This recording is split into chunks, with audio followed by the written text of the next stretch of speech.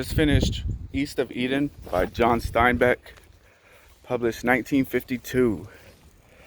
And man, it was a good book.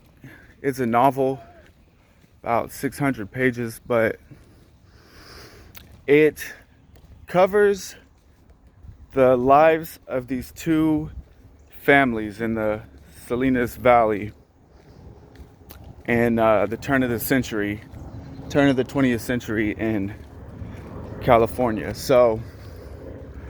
But it's really interesting. It kind of explores the concepts of sin, vanity, envy, and the good versus evil.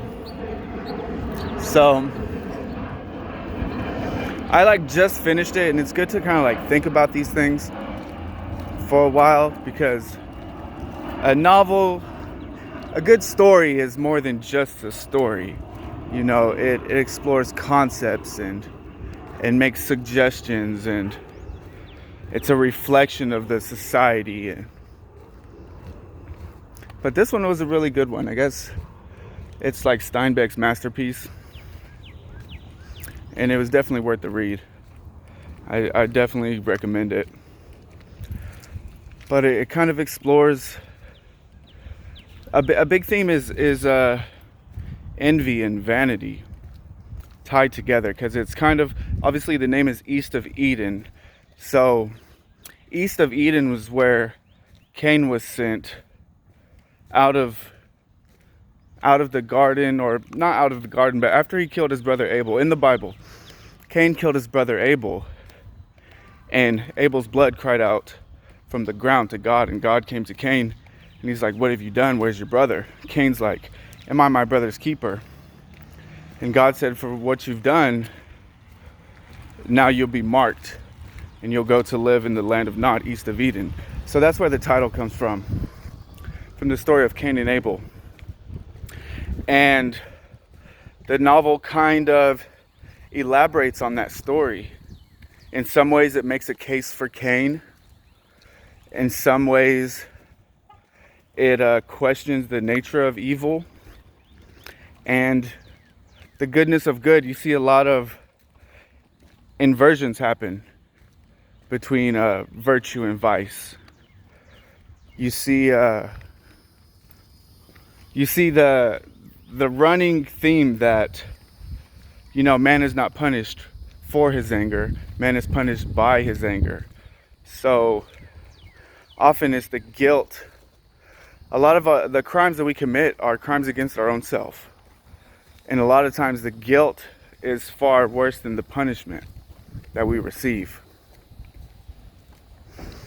And it's a really compelling story. It's a page turner. There are a few interchapters that Steinbeck really just kind of creates he does really good at creating the environment and the characters.